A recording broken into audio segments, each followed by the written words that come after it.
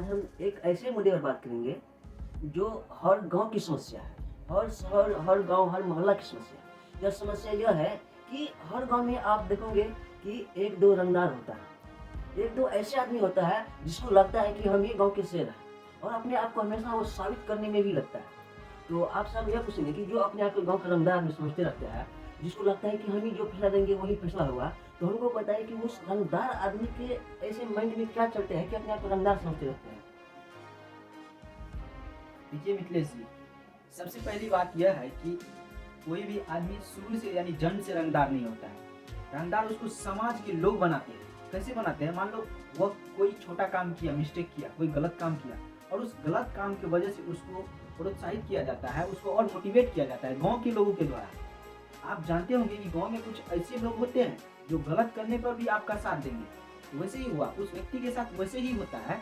मान लो एक दो बार गलत किया, उसको कोई शासन नहीं मिला, उसको कोई दंड नहीं मिला और उसको और ज्यादा प्रोत्साहित किया गया गलत करने के लिए, तो उस आदमी की मानसिकता बदल जाती है कि हमको तो गांव के लोग साथ ही दे रहा है, तो हम क्यों और सुधरेंगे, हम और गलत करेंगे। और गलत करने में उसको अच्छा लगता है और धीरे धीरे उसका लेवल बढ़ते जाता है और लेवल बढ़ते बढ़ते एक ऐसा लेवल पे आ जाता है जिस समय वह समझने लगता है कि मुझसे बड़ा रंगदार और कोई है ही नहीं। जबकि उसकी मानसिकता शुरू से गांव के लोगों द्वारा ही बनाया गया है। क्योंकि जब तक गांव के लोग उसको सही रास्ता पर नहीं लेके चलेगा, तब तक वह बुराई की तरफ ही रास्ता देखेगा।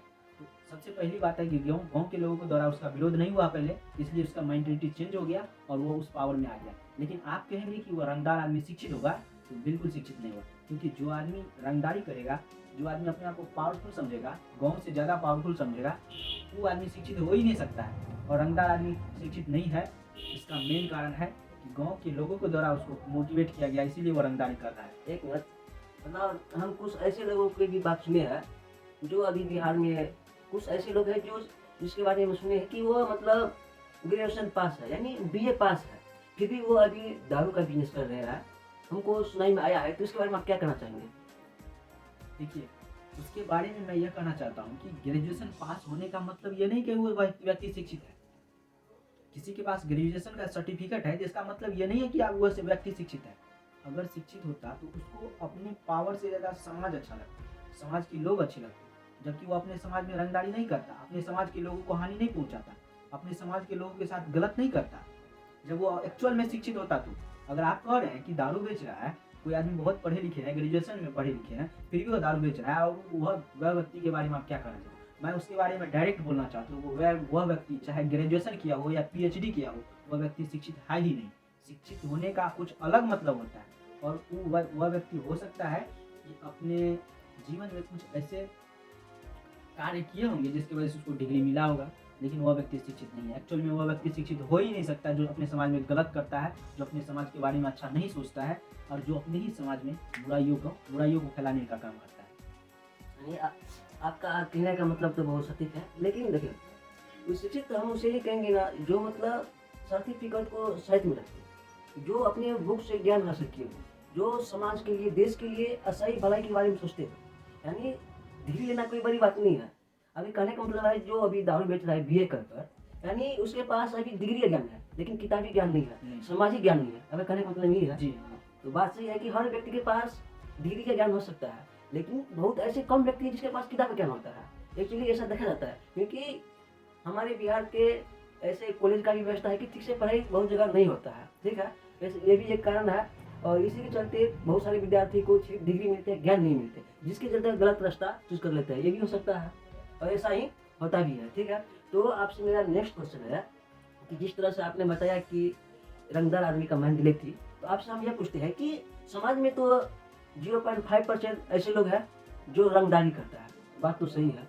लेकिन हमको ये बताइए 0.5% जो है जो रंगदारी करता है, लेकिन 90.05% जो आदमी सही है वो इसका विरोध क्यों नहीं कर पाते हैं? उसको तो इसका विरोध करना चाहिए। अगर 99.05% में से अगर 9% भी आदमी अगर आवाज उठाएगा तो 0.5% आदमी का हो सकता है कि वो अपना दबाव में आए और सही रास्ता चूज कर सकते हैं। लेकिन वो 0.5% अभी भी आवाज नहीं उठाते, इसका कारण क्या हो सकता है? देखिए, गलत आदमी के खिलाफ आवाज इसलिए नहीं उठाया जा रहा है इसका सबसे बड़ा रीजन एक ही है, किसी भी व्यक्ति का फैमिली, सब अपने फैमिली से बहुत प्यार करता है और सबको पता है कि यह व्यक्ति गलत है। अगर हम सिर्फ अकेले इसके पीछे आवाज़ उठाएंगे तो हमारा साथ अगर कोई नहीं देगा तो हमारा फैमिली बर्बाद हो सकता है और हमारे फैमिली को खतरा हो सकता है। इसीलिए कोई एक आदमी या 2 आदमी या 3 आदमी आगे नहीं बढ़ता है। लेकिन तो अगर सब व्यक्ति यही सोचेगा कि हम आगे बढ़ने से हमारा फैमिली पे खतरा हो जाएगा, तो ऐसा कब तक चलता रहेगा? कौन आखिर आगे बढ़ेगा? कोई तो किसी को तो आखिर आगे बढ़ना चाहिए। तो अगर ऐसा ही सोचेगा तो मतलब जो गलत कर रहा है, रंगदारी कर रहा है, उसका मन तो बढ़ता ही जाएगा। देखिए, आपका बात भी बहुत सही है, लेकिन मैं बता रहा हूँ कि अगर एक आदमी आगे बढ़ता है किसी गलत आदमी के खिलाफ तो 100% चांस है कि वह एक आदमी हारेगा। ये आप भी जानते हैं, क्योंकि वो पावरफुल है, गलत है, उसको बहुत ज़्यादा गलत आदमियों के साथ संगति होगा, तो एक आदमी जो उसका विरोध करेगा वो 100% उससे हार जाएगा। लेकिन अगर मैं बात कर रहा हूँ कि अगर वही सब गाँव के लोग, अगर सब गाँव के लोग जानते हैं कि ये गलत है और सब गाँव के लोग एकजुट होकर के उसका विरोध करेंगे तो 100% वो एक आदमी जो रंगदारी कर रहा है उसको आराम से उसका अस्तित्व मिटाया जा सकता है। लेकिन इसका दिक्कत यह है कि कोई एक आदमी 2 आदमी तैयार ही नहीं होता है। अगर तैयार होता है तो उससे पहले संगठित होने से पहले उस व्यक्ति को सूचना चला जाता है कि मेरे फैमिली के लिए खतरा है। इसीलिए वह व्यक्ति न गाँव को इकट्ठा करता है न गाँव के लोगों के साथ संगठित होता है, जिसकी वजह से न उसका विरोध होता है न सभी गाँव के लोग उसमें जाते हैं उसका विरोध करने के लिए। तो सबसे बड़ा कारण यही है कि 1-2 लोग अगर हिम्मत करके उसका विरोध करने का कोशिश करेगा तो वो आदमी मारा जाएगा, वो 1-2 लोग मारा जाएगा। क्योंकि गलत आदमी इतना खतरनाक होता है कि उसका सामने से विरोध करना और 2 आदमी एक आदमी का विरोध करना संभव नहीं होगा। अगर संभव तभी होगा कि हम बहुत शिक्षित हो जाएंगे, बहुत ज़्यादा शिक्षित हो जाएंगे, किसी बड़े पद पे चले जाएंगे, तब भी थोड़ा कम चांस है, क्योंकि उसके पास पॉलिटिक्स पावर और क्या कहते हैं अनुशासन वाला पावर सब रहता है उसके पास, जिसकी वजह से हम उसका विरोध आसानी से नहीं कर सकते। इसका विरोध करने के लिए हमको एक आइडिया लगाना पड़ेगा। सबसे पहले गाँव के सभी लोगों के साथ बातचीत करना पड़ेगा कि हाँ, इस व्यक्ति का विरोध करना है, ये हमारे समाज में गलत कर रहा है, हमारे समाज को इससे खतरा है और हमारे समाज को इसके होने से बहुत ज़्यादा क्षति होगा।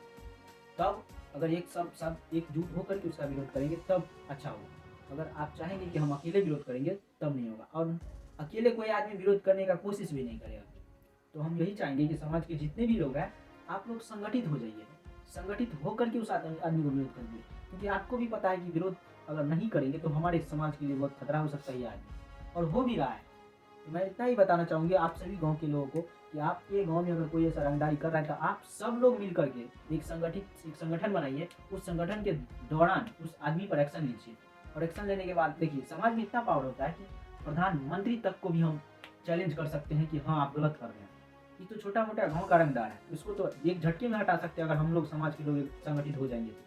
लेकिन यही दिक्कत है, हम लोग समाज के लोग संगठित होते भी नहीं हैं, और जो उस रंगदार आदमी के पीछे जो 4 आदमी का हाथ रहता है, गाँव के जो 4 आदमी रहता है दोगला सब, उसी के वजह से ये संगठन पूरा नहीं होता है। क्योंकि उस दोगला की वजह से समाज में सब डर जाते हैं और संगठन को पूरा नहीं होने देते हैं। तो यही कारण है कि संगठन पूरा नहीं होता है और उसका विरोध नहीं होता। यानी आपका साफ कहने का मतलब यह है कि गांव से अगर कोई 1-2 व्यक्ति इसका विरोध करेगा तो उसको डायरेक्ट अटैक हो जाएगा, जिसके हमला हो जाएगा।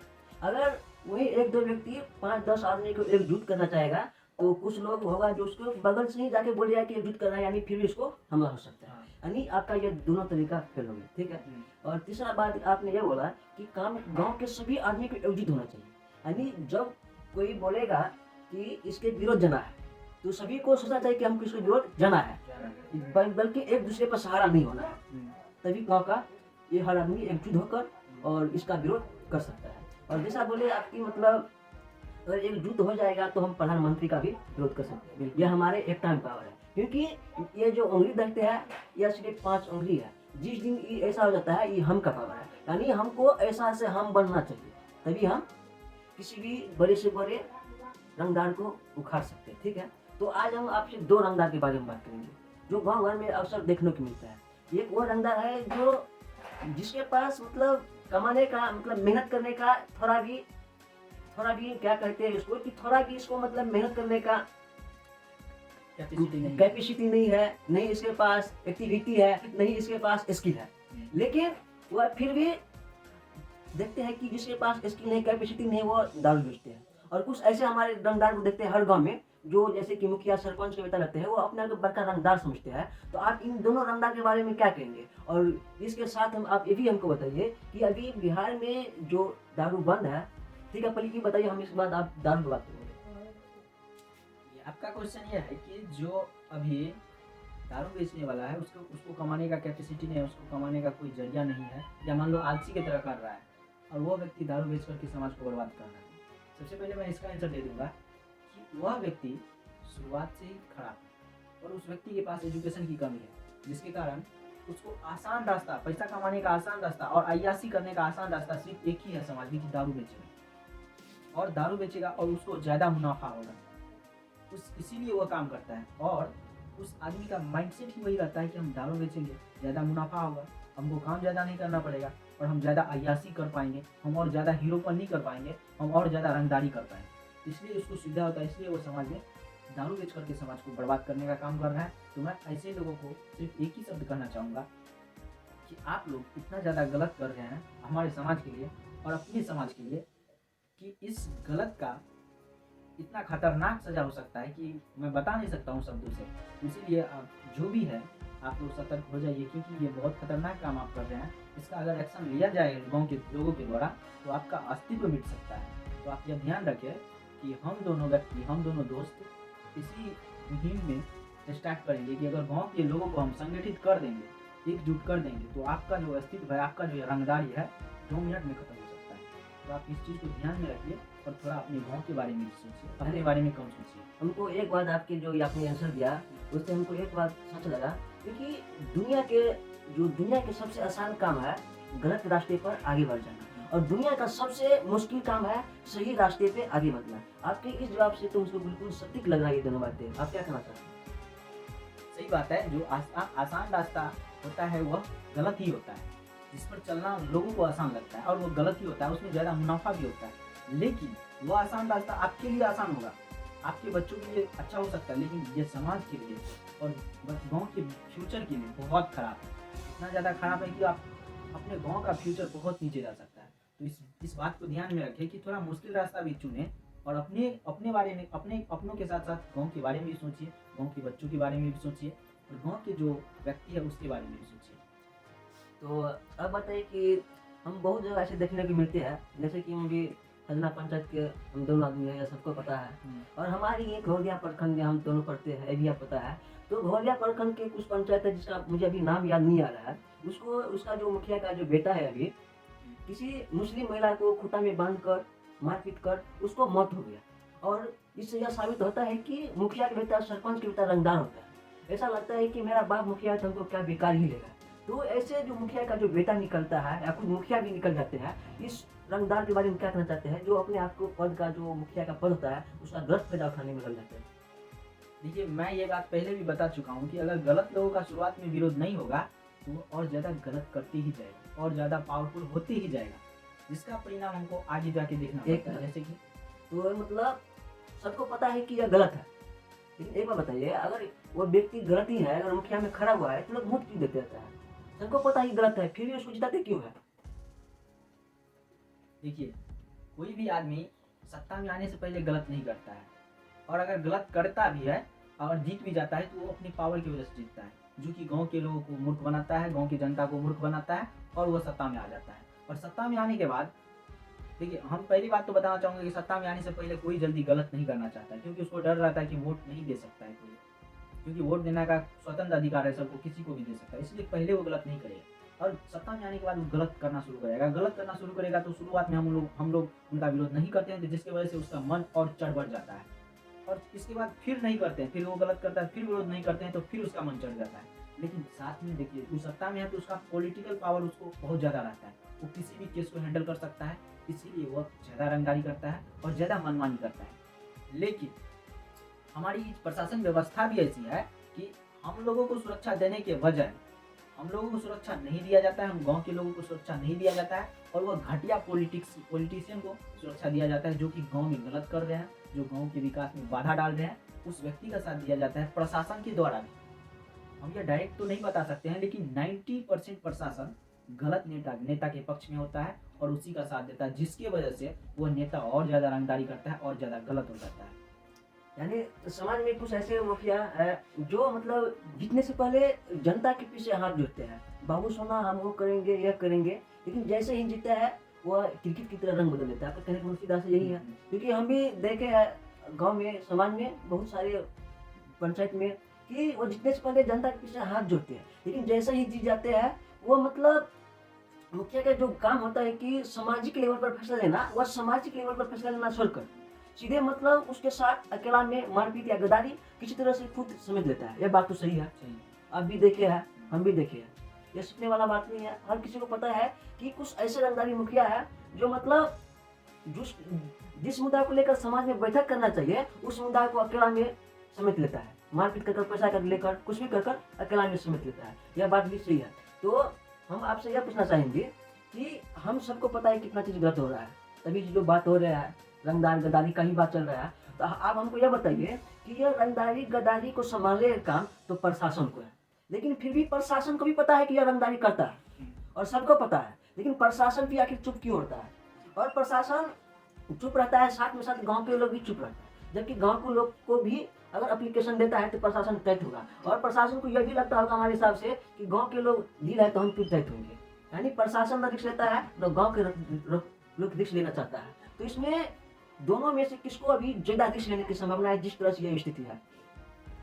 देखिए, आपका कहने का मतलब है कि जब समाज के लोगों को भी पता है कि यह व्यक्ति गलत है और प्रशासन को भी पता रहता है कि यह व्यक्ति गलत है, फिर भी प्रशासन उसी का साथ देता है, यानी गलत नेता का साथ देता है, और गांव के लोग उसका विरोध नहीं कर पाते। देखिए, इसका मुख्य रीजन यही है। प्रशासन के बारे में मैं पहले बता देता हूँ कि देखिए, कोई भी व्यक्ति जब तक अपने पद पर या अपने ड्यूटी पर ईमानदारी से नहीं करेगा, तब तक आप उसको कितना भी मोटिवेट कीजिए, कितना भी उसको समझा दीजिए, वह व्यक्ति गलती करेगा, गलती नेता का साथ देगा। तो सबसे पहले मैं बताना चाहूँगा कि जो भी प्रशासन विभाग के अधिकारी हैं, जो या ड्यूटी पर हैं, तो सबको बताना चाहूँगा कि आप लोग थोड़ा भी ईमानदारी से अपने देश के लिए काम करेंगे तो ये छोटे मोटे झूठे नेता जो है उसका अस्तित्व 1 मिनट में ख़त्म किया जा सकता है। आप लोग थोड़ा अगर कोशिश करेंगे तो मैं प्रशासन को तो नहीं मोटिवेट कर सकता हूँ, बस वो अपने ध्यान रखेंगे, अपने ड्यूटी के बारे में ध्यान रखें, गलत नेता के पक्ष में न जाए। और दूसरी बात कि गाँव के लोग उसका विरोध क्यों नहीं कर पाते? देखिए, गाँव के लोग उसका विरोध इसलिए नहीं कर पाते हैं कि गाँव के लोग डिपेंड है प्रशासन कि प्रशासन आकर के कुछ करेगा उसको। लेकिन प्रशासन तो हम समझते हैं कि प्रशासन उतना ईमानदार नहीं है, उतना ऑनेस्टी से काम नहीं करता है। तो हम गांव के लोगों को ही एक्शन लेना पड़ेगा, हम गांव के लोगों को ही अपने गांव को बचाना होगा, क्योंकि हमको पता है कि प्रशासन इस पर ज़्यादा अच्छा से सर्च नहीं करेगा, ज़्यादा अच्छा से इस पर फैसला नहीं देगा। तो हम गांव के लोगों को ही बताना चाहूँगा कि आप अपने गाँव के भविष्य के लिए, आप अपने भविष्य के लिए, आप अपने बच्चे के भविष्य के लिए अगर आप थोड़ा सा ही एक कदम भी आगे बढ़ाएंगे गलत के खिलाफ, एक कदम, ज़्यादा नहीं, एक कदम भी आगे बढ़ाइए गलत के खिलाफ, तो गलत का अंत 2 दिन या 1 दिन के अंदर हो जाएगा, और ऐसे ऐसे गलत आदमी का जन्म होना भी बंद हो जाएगा।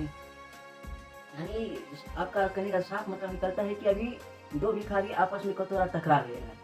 यानी एक तरफ प्रशासन कतोरा टकरा रहा है, दूसरी तरफ जनता कतोरा टकरा है, नहीं यह आगे बढ़ रहा है या नहीं यह आगे बढ़ रहा है। दोनों आपस में एक दूसरे के आशा लगाए होता है कि हमको यह सहयोग करेगा तो यह सहयोग करेगा, लेकिन कोई किसी को सहयोग नहीं करता है। एक मिनट, देखिए, हम गांव के लोगों को प्रशासन से उम्मीद नहीं करना चाहिए, क्योंकि हम लोग बहुत पहले से जान चुके हैं। ये 1-2 साल की बात नहीं है, 10 साल से हम लोग देख रहे हैं, 20 साल से देख रहे हैं कि प्रशासन कोई भी लीगल एक्शन लेता है तो उसका लीगल एक्शन अच्छा नहीं होता, वो नेता के पक्ष में ही जाता है, नेता ही जीतता है। तो हम लोग गाँव के लोगों की सोचना चाहिए कि हम प्रशासन के भरोसे न रहकर हम अपना एक्शन अपने गलत के खिलाफ कूद लेंगे, जिससे कि हमारा समाज अच्छा हो। एक चीज़ बता दीजिए कि हम ऐसे, क्योंकि जो गांव को जो संभालने की बात आता है वो सिंपल सी दरोगा इंस्पेक्टर खाते रहता है, ठीक है।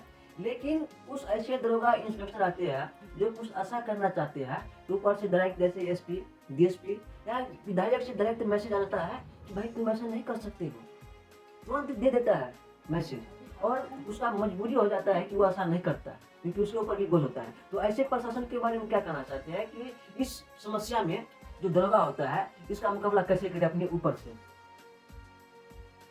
आपका कहने का मतलब है कि जो मान लो ईमानदार पुलिस ऑफिसर मिल भी गया या जो दरोगा मिल भी गया, उसका यह नेता सब क्या करता है, ट्रांसफर कर देता है। बड़ी मजाक वाली बात है, यानी जो मजाक चलता है, जो अच्छा करने का कोशिश भी करता है, जो अपने देश के लिए सोचता भी है, उसको भी ट्रांसप्लांट कर देता है, यानी चेंज कर देता है। तो यही सबसे बड़ा दिक्कत है कि एक तो 1% अच्छा आदमी मिलता है, उसको भी चेंज कर दिया जाता है। तो स्वाभाविक है कि प्रशासन पे हमको भरोसा ही नहीं करना चाहिए, क्योंकि जिस पर भरोसा करना चाहिए उसको तो वो साइड कर दे रहा है, और जिस पर नहीं करना चाहिए उसको अपने साथ रख रहा है। तो हम प्रशासन पे भरोसा करके करेंगे क्या? हमको तो लास्ट ऑप्शन बचता है खुद के बारे में, खुद संगठित होकर के हम विरोध करेंगे।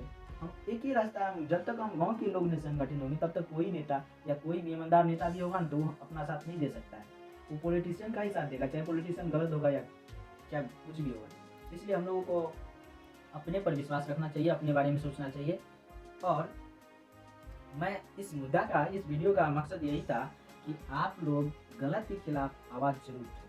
देखिए, कहने का मतलब है कि जब आप दौड़ नहीं सकते हैं तो कम से कम चलने का कोशिश कीजिए, और जब आप चल नहीं सकते हैं तो कम से कम रेंगने का कोशिश कीजिए, और जब आप रेंग भी नहीं सकते हैं तो कम से कम बैठ करके आवाज़ उठाने का कोशिश कीजिए, और जब आप आवाज़ उठाने का भी पावर नहीं है आपके अंदर तो किसी व्यक्ति का साथ देने का कोशिश कीजिए, और जब उतना भी पावर नहीं है तो आप वहाँ पर बैठ करके, लिख करके किसी आदमी का सपोर्ट कर सकते हैं। और जब ये भी नहीं आपसे हो रहा है तो आप एक काम जरूर कीजिए कि किसी आदमी को, अगर कि कोई आदमी विरोध कर रहा है गलत आदमी को, तो उसको पीछे मत खींचिए, उसको और मोटिवेट कीजिए। ऐसे होता है, गांव के लोगों को अंदर होता है कि कोई आदमी गलत लोगों का विरोध कर रहा है तो बोलता है कि नहीं, क्यों विरोध कर रहे हो, तुमको इससे क्या मतलब। तो आप वैसा मत बोलिए। अगर आपको कुछ नहीं करना आता है तो आप जो विरोध कर रहा है उसको भी मत रोकिए।